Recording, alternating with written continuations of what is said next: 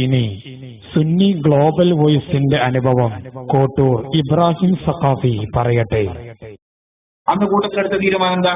സമസ്ത കേരള ജംഇയ്യത്തുൽ ഉലമ ഈ വിഷയത്തിൽ നമുക്കൊരു തീരുമാനം പറഞ്ഞു തരാൻ വേണ്ടി മുഷാവറക്ക് നമ്മളൊരു കത്ത് കൊടുക്കാനും അന്ന് തീരുമാനിച്ചു. മുഷാവർക്ക് ഒരു കത്ത് കൊടുക്കാൻ തീരുമാനിച്ചു. അങ്ങനെ മുഷാവർക്ക് കത്ത് കൊടുക്കാൻ തീരുമാനിച്ച് കത്ത് വരുന്നത് വരെ അദ്ദേഹത്തിന്റെ ലൈവ് അവിടെ കൊടുക്കൂല, അദ്ദേഹത്തെ ഇകഴ്ത്താനോ പുകഴ്ത്താനോ ക്ലാസ് റൂം അനുവദിക്കൂല എന്ന സമീപനത്തിൽ നമ്മൾ നിന്നപ്പോ പടച്ചോനെ അങ്ങനെ ഒരു തീരുമാനമെടുത്തതിന്റെ പേരിൽ എന്തൊക്കെ പടി കേൾക്കേണ്ടി വന്നു എന്ന് ഈ ക്ലാസ് റൂമിന്റെ ഉള്ളിലുള്ള ആളുകൾക്കേ അറിയൂ, അല്ലാത്തവർക്കത് അറിയില്ല. മനസ്സിലായോ? ആരൊക്കെ എന്തൊക്കെ പറഞ്ഞു, എന്തൊക്കെ ടെസ്റ്റ് വന്നു. അതിനെപ്പറ്റി പറഞ്ഞത് ആബുൽ ഉസ്താദ് എന്നുള്ള പേരിൽ അറിയപ്പെടുന്ന ഉസ്താദിനെ കുറിച്ചാണ് പറയുന്നത്. അങ്ങനെ വന്നപ്പോ നമ്മൾ അൽഹംദുലില്ലാഹ് അവിടെ പിടിച്ചു നിന്നു. ആരെയും അനുവദിച്ചില്ല. അതിന്റെ ഇടയ്ക്ക് റമദാൻ മാസം വന്നു. റമദാന് കഴിഞ്ഞ് അപ്പോണ്ടായിരുന്ന ഒരു സംഭവം കൂടി ഞാൻ തുറന്നു പറയട്ടെ. റമദാൻ മാസത്തില് ഇത് ആളുകളെ മനസ്സിലാക്കാനാണ് ഞാൻ ഈ പറയുന്നത് കേട്ടോ. ചില കാര്യങ്ങൾ എന്റെ നേരിട്ടുള്ള അറിവേ ഞാൻ പറയുള്ളൂ, ഞാൻ കേട്ടതൊന്നും ഞാൻ പറയില്ല. അതൊക്കെ ആദ്യം അങ്ങനത്തെ ശീലല്ലായിരുന്നു. അപ്പോ എന്താ ഇത് പറയണത് എന്താന്ന് വെച്ചാല്, അന്ന് നമ്മൾ മുഷാവറക്ക് കത്ത് കൊടുക്കാൻ തീരുമാനിച്ചിട്ട് ദിവസങ്ങൾ കഴിഞ്ഞു. റമദാന്റെ മുമ്പ് ഒരു മുഷാവറ നടന്നു. പക്ഷെ ആ മുഷാവറക്ക് നമുക്ക് കത്ത് കൊടുക്കാൻ സാധിച്ചില്ല. അങ്ങനെ റമദാൻ മാസത്തിന്റെ മുമ്പ്, റമദാൻ തുടങ്ങിയത് 10-ാം തീയതി ബുധനാഴ്ചയാണല്ലോ, അതിന്റെ മുമ്പത്തെ ഞായറാഴ്ച ഞാനൊരു വാർത്ത കേട്ടു. STV കൊടുത്ത കത്ത് ഇപ്പറഞ്ഞ ആൾക്ക് AP ഉസ്താദ് വായിച്ചു കൊടുത്തു എന്നൊരു വർത്താനം കേട്ടു. മനസ്സിലാക്കണങ്ങള്, STV കൊടുത്ത കത്ത് ഈ ആൾക്ക് AP ഉസ്താദ് വായിച്ചു കൊടുത്തു എന്നൊരു വാർത്ത കേട്ടു. ആ വാർത്ത കേട്ടിട്ട് നമ്മുടെ കൂട്ടത്തിൽ പല ആളുകളും പലയിടത്തേക്കും ബേജാറായിട്ട് വിളിച്ചു, പടച്ചോനെ ഇങ്ങനത്തെ ആൾക്ക് എതിരാണോ നമ്മൾ തീരുമാനം എടുത്തതെന്നാ ചോദിച്ചത്. അന്ന് ഞങ്ങൾ പറഞ്ഞൊരു വാചകണ്ട്, ആരും മറക്കണ്ട, ഞങ്ങൾ ആർക്കെതിരും തീരുമാനം എടുത്തിട്ടില്ല. പിന്നെ എന്തേ തീരുമാനം എടുത്തിട്ടുള്ളൂ? വളർത്താനും പോണ്ട തളർത്താനും പോണ്ട, നമ്മൾ നിഷ്പക്ഷത പാലിക്കുക എന്ന തീരുമാനമാണ് അന്ന് എടുത്തത്. എതിരെ തീരുമാനമല്ല. പക്ഷേ അദ്ദേഹത്തെ കൊണ്ട് നടക്കുന്ന അല്ലെങ്കിൽ അദ്ദേഹത്തിന്റെ മുഹിബ്ബീങ്ങളായ ചില ആളുകൾക്ക് അന്നൊരു എതിരെ തീരുമാനമാണെന്ന് തോന്നി. ചിലർക്കത് പറഞ്ഞു കൊടുത്തപ്പോൾ ബോധ്യപ്പെട്ടു, വേറെ ചില ആളുകൾക്ക് ബോധ്യപ്പെട്ടില്ല. അവരുടെ മഹബത്ത് അത് ആ ബോധ്യപ്പെടുന്നതിന് തടസ്സമായി കാണുമെന്നാണ് ഞാൻ വിചാരിക്കുന്നത്. ഏതായാലും തീരുമാനം നിഷ്പക്ഷമായിരുന്നു എന്ന് നിഷ്പക്ഷമായികൾക്കറിയാം. അങ്ങനെയൊക്കെ തീരുമാനം എടുത്തിട്ട് പിന്നെ കേട്ടത് നമ്മൾ കൊടുത്ത കത്ത് AP ഉസ്താദ് വായിച്ചു കൊടുത്തു എന്ന് മൂപ്പരാരോടോ പറഞ്ഞു എന്നാണ്. അങ്ങനെ അത് കേട്ടപ്പോ ഇതാരോടാ പറഞ്ഞത്? ഞാൻ അവർക്ക് നേരിട്ട് വിളിച്ചപ്പോ എന്നോട് പറഞ്ഞു, അങ്ങനെയൊക്കെ പറഞ്ഞിട്ടുണ്ട്. പക്ഷെ അന്ന് പറഞ്ഞപ്പോ ആ സുഹൃത്തുക്കളും വിശ്വസിച്ച് വെച്ചത് കത്ത് വായിച്ചു കൊടുത്തു എന്നുള്ളത് ശരിയാണെന്നാ. മുഴുവൻ പറഞ്ഞതിന് ശേഷം ഞാൻ പറഞ്ഞു, നിങ്ങൾക്ക് കേൾക്കണോ, കത്ത് ഇതുവരെ നമ്മൾ കൊടുത്തിട്ടില്ല എന്ന് പറഞ്ഞു. കത്ത് കൊടുത്തിട്ടില്ല, അന്ന് നമുക്ക് കത്ത് കൊടുക്കാൻ പറ്റിയിട്ടില്ല. ആ കത്താണ് AP ഉസ്താദ് വായിച്ചു കൊടുത്തു എന്നും അക്കത്തിലുള്ള ചില പരാമർശങ്ങൾ വരെ എന്ന് പറയുകയുണ്ടായി. കേട്ടപ്പോ ഞങ്ങളൊക്കെ അത്ഭുതപ്പെട്ടു പോയി. അന്ന് ഞാനിത് കേട്ടപ്പോ പറഞ്ഞു, ഈ മുഷാവറന്റെ തീരുമാനത്തിന് നമ്മളെ സംബന്ധിച്ചിടത്തോളം കാത്തിക്കേണ്ട ആവശ്യമില്ല. അതേ സ്ഥാനത്ത് മുഷാവറയുടെ തീരുമാനം പൊതുജനത്തിന് അറിയണമല്ലോ, അതുകൊണ്ട് നമ്മളെ തീരുമാനം നടപ്പിലാക്കണം, കത്തി നമ്മൾ കൊടുക്കണം. അങ്ങനെ അത് കഴിഞ്ഞു. അവരുമായി ബന്ധപ്പെട്ടു റമദാൻ മാസത്തില് പല ആളുകളും വിദേശ രാജ്യങ്ങളിൽ നിന്ന് വിളിച്ചിട്ട് പറഞ്ഞു, STVക്ക് കത്ത് കൊടുത്തിക്കണില്ലേ, ആ കത്ത് ഞാൻ AP ഉസ്താദ് വായിച്ചു കൊടുത്തിക്കണില്ലേ എന്നൊക്കെ പറഞ്ഞിട്ടാണ് ഒരുപാട് വർത്താനങ്ങൾ കേട്ടു. ആ വർത്താനൊക്കെ കേട്ടപ്പോ നമ്മള് പിന്നെ അതിന്റെ പിന്നാലെ കൂടാനൊന്നും പോയില്ല. എന്തിനാ നമ്മളതിന്റെ പിന്നാലെ കൂടുന്നത്? നമ്മൾ മുഷാവറയോട് ചോദിക്കാം, മുഷാവറ പറയട്ടെ എന്ന് തീരുമാനിച്ചു. പക്ഷേ കൂടുതൽ സുഹൃത്തുക്കൾ അവിടുന്ന് വിളിക്കുകയും നമ്മുടെ അഡ്മിന്മാർക്കിടയിൽ പോലും ഈ വിഷയത്തിൽ ആശയക്കുഴപ്പമുണ്ട് എന്ന് അറിയിക്കുകയും ചെയ്തപ്പോൾ 25/8/2013 ഞായറാഴ്ച അന്ന് നമ്മളൊരു അഡ്മിൻ മീറ്റിംഗ് വിളിച്ചു. ആ അഡ്മിൻ മീറ്റിംഗിന്റെ കാര്യങ്ങൾ ശരിക്കും വിശദീകരിച്ചു കൊടുത്തതിന്റെ പുറമെ ഇയാൾ ഈ വിഷയം പറയുന്നത്, നമ്മൾ കൊടുത്ത കത്തിനെ പറ്റി അത് കത്ത് വായിച്ചു എന്നൊക്കെ പറയുന്ന ആ വിഷയം കേട്ട ആളുകളെ കൊണ്ട് ഞാൻ ആ മീറ്റിംഗിൽ സംസാരിപ്പിച്ചു. അങ്ങനെ അവർ നേരിട്ട് സംസാരിച്ചു. അവർ മീറ്റിംഗിൽ സംസാരിച്ചപ്പോ അതിൽ പങ്കെടുത്ത എല്ലാ അഡ്മിന്മാർക്കും അത് കേൾക്കാനായി. അങ്ങനെ കേൾക്കാനായപ്പോ അത് വേറെ കത്താണെന്ന് ചിലരൊക്കെ പറയാൻ തുടങ്ങി. പക്ഷെ അങ്ങനെ ഒരു കത്തും വായിച്ചു കൊടുത്തിട്ടില്ല എന്ന് AP ഉസ്താദും പറഞ്ഞു. കേട്ടോ. അങ്ങനെ ഒരു കത്ത് വായിച്ചു കൊടുത്തിട്ടില്ല എന്ന് AP ഉസ്താദും പറഞ്ഞു. അങ്ങനെ അതൊക്കെ കഴിഞ്ഞ് അവസാനം ഇങ്ങനെ പച്ച നോണ പറഞ്ഞ് ദീനിന്റെ പേരിൽ വിലായത്ത് ചമഞ്ഞ് നടക്കുന്ന ഒരു രീതിയാണിത് എന്ന് നേരിട്ട് ഞങ്ങൾക്ക് ബോധ്യപ്പെട്ടു. ബോധ്യപ്പെട്ടവർക്ക് നേരിട്ട് ബോധ്യപ്പെട്ടു.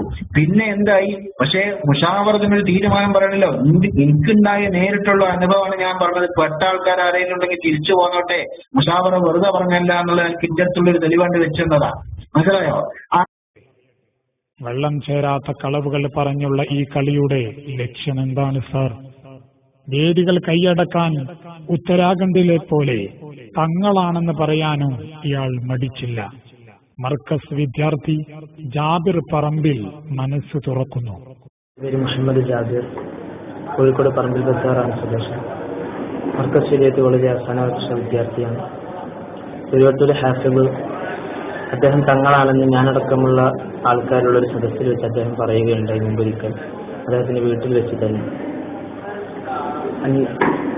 അതുകൊണ്ട് തന്നെ അദ്ദേഹം തങ്ങളാണ് എന്ന് പറഞ്ഞ വാദം അദ്ദേഹത്തിന് ഇല്ല എന്ന് ഒരാൾക്കും പറയാൻ സാധിക്കുകയില്ല. ഞാൻ അദ്ദേഹത്തിന്റെ നാവിൽ നിന്ന് ശരിക്ക് എന്റെ 2 ചെവികളെ കൊണ്ട് കേട്ടതാണ്. അതൊരിക്കലും അദ്ദേഹത്തിന് എന്റെ മുന്നിൽ വെച്ച് നിഷേധിക്കാൻ സാധിക്കുകയില്ല. പലയിടത്തും മുഹീദ്ദീൻ ഷേഖിന്റെ പൗത്രനാണെങ്കിൽ ചിലരെ അടുക്കൽ ഇയാൾ ഹൈദ്രൂസി പരമ്പരയിൽപ്പെട്ട സയ്യിദാണ്. സയ്യിദ് മുഈനുദ്ദീൻ തങ്ങൾ പറയട്ടെ.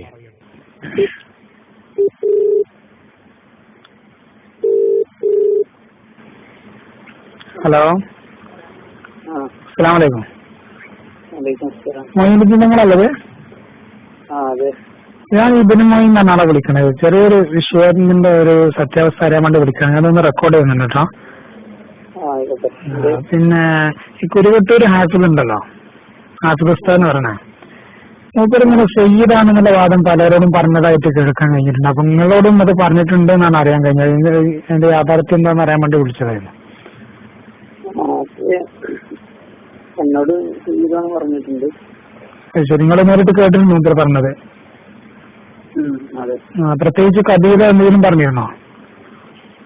കബീല അവര് ഹൈദറൂസാണ് കബീല.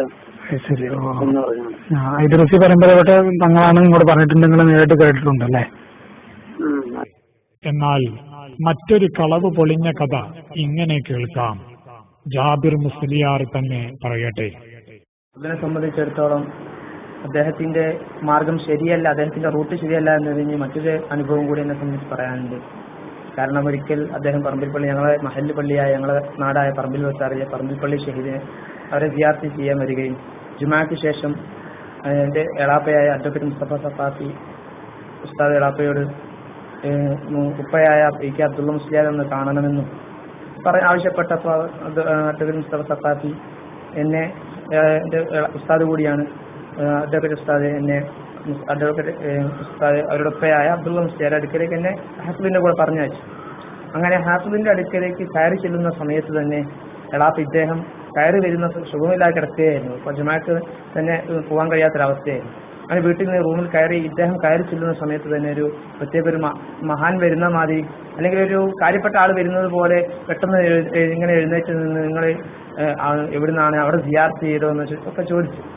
അപ്പൊ ഈ ചോദ്യവും ഈ കയറി വരെ ഒരു പെട്ടെന്നുള്ള ഒരു എഴുന്നേൽക്കലും, പൊതുവെ സുഖമില്ലാതെ കിടക്കുന്ന ആളാ പെട്ടെന്ന് ഇങ്ങനെ എഴുന്നേൽക്കുകയും പിന്നെ നിങ്ങൾ അവിടെ സിയാറത്ത് ചെയ്തോ ഇപ്പൊ ഇദ്ദേഹം പറഞ്ഞാൽ സിയാറത്ത് ചെയ്തു. അവിടെ നിന്ന് ഉദ്ദേശിച്ചത് പറമ്പിൽപ്പള്ളി ഷഹീദിനെയും അതേപോലെ മുറഹാജി മുറഖാദിരി മുത്താപ്പയും സിയാറത്ത് ചെയ്തതാണ് ചോദിക്കുന്നത്.